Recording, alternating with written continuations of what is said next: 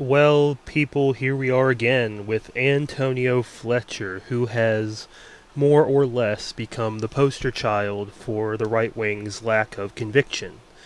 Now, I can hear a lot of you already asking yourselves, what does it matter? Well, I mean, why do we have to care, or rather, why should we care if people have conviction in what they believe? Well, if you just throw that away, in my own personal opinion, you are being negligently careless.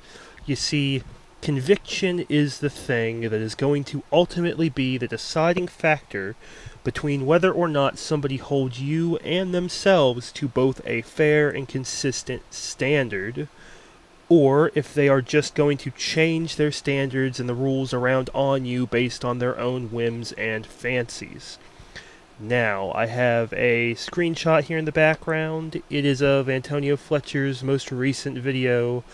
Tucker Carlson owns Professor Lisa Feldman on free speech versus hate speech, which is really just a mirror of some Fox News, I don't know, I guess you would call it report. Down here in the description, he has very kindly given us some idea of what his own opinions are. And it reads, why liberals like her don't get not all hate speech, why liberals like her don't get not all speech they don't like is hate speech is beyond me. You could have worded that better, Antonio, but that's okay. That's not what we're here to criticize you on today. Let's take a look at the actual video here that you have mirrored. In a recent piece for the New York Times entitled, When is Speech Violence?, she argues in defense of banning speeches by figures like Milo Yiannopoulos, calling him a provocateur and hate monger and saying there is, quote, nothing to be gained from debating him. But she doesn't stop there. She says her anti-speech posture is based in science and that scientifically speaking, some speech literally is as harmful as physical violence. Lisa Feldman Barrett joins us tonight. Professor, thanks for coming on. Thanks for having me on your show. So if certain speech is tantamount to violence, obviously we need to ban it. Violence is harmful to people. Who decides under your plan what speech is allowed and which is banned? Well, Tucker, first I have to point out the fact that I actually didn't advocate or in any way argue for banning anybody. I didn't argue for censorship. And in fact, the article wasn't even really about free speech. It was about two things, okay? The first thing that it was about was choosing speakers. Some speakers invite debate. And as I said in my article, debate is the lifeblood of democracy. It's really important. So it's important to invite people who will initiate discussion and debate around provocative, controversial, and even offensive ideas, and particularly on college campuses, because debate opens minds. But hateful speech closes minds, so just don't invite those people. And the second point that I made. Okay, wait, can we just do one? No, let me finish, because it's really important. Okay. It's important to make the point, right? Okay, but I just want to address them one at a time. Okay. No, the second point that I made is that at this particular moment in time, hateful speech is particularly problematic because we live in a culture that is full of casual brutality, that people say horrible things to each other on social media. Bullying is rampant in schools, and now we even have politicians who just lob the F-bomb at one another. And okay. this kind of verbal aggression,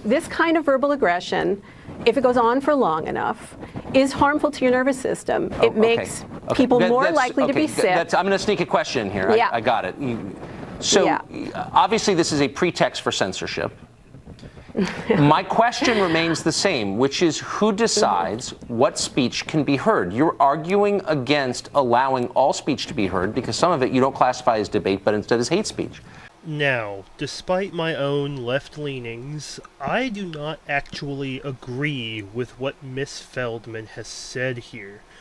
And that's okay, because A, it is consistent with my own beliefs on the subject of free speech, and B, it is consistent with the point that I am trying to make here.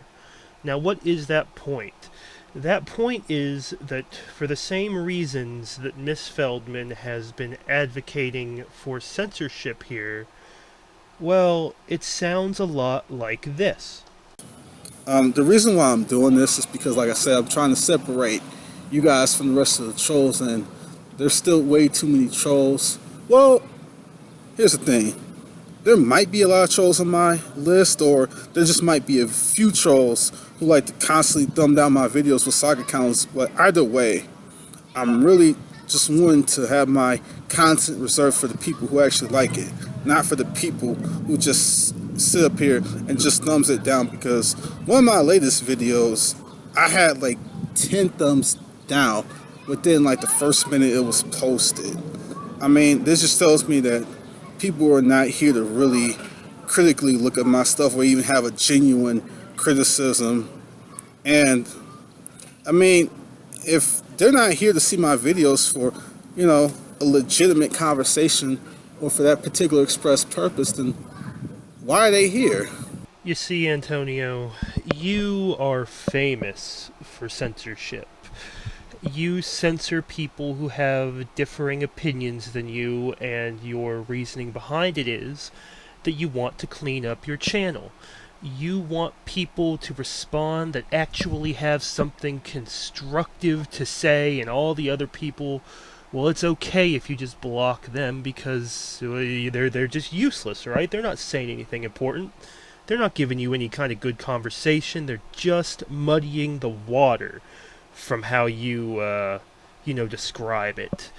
But Mrs. Feldman here, well, she's advocating for censorship for the exact same reasons. She thinks that people like Milo Yiannopoulos shouldn't be invited to talk because he is just stirring up controversy. He's muddying the water and not really helping conversation. She, even though she is the one in this video who you say is getting owned, advocates for you, Antonio. The same reasons why she advocates for censorship are the same reasons why you advocate for censorship.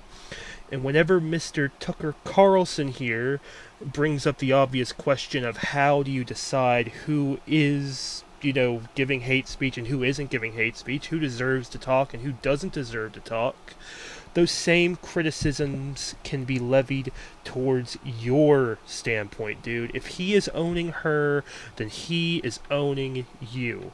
Why is it that you find it acceptable to block people, Antonio? Because you disagree with them, and that's it. The people who agree with you are given the special privilege to, talk and say whatever they want and see your videos, and those people who speak up against you, who you personally disagree with, who hurt your little feelings, they get blocked. That's it. It's completely on your own whims and fancies, and that is dangerous. Like, I wonder if you've ever even realized that you are owning yourself with this video. This guy is arguing against exactly what you believe in, but you are standing with him as he's doing it. It seems crazy to me, and it honestly doesn't make sense unless, as I said earlier, you lack conviction in what you believe. Unless what you believe really doesn't matter all that much to you, then why would you do this? Why would you turn on it the moment that it becomes convenient? It's dangerous, man. You view politics like a football game, the victory is very important, and that seems very dangerous to me, because at the end of the day, what you actually accomplish does not matter as much as that sense of victory. And whenever you and people like you take that stance, it leaves you primed to be taken advantage of and manipulated. It's a sad fact, but well, it's the road you're deciding to take, Antonio.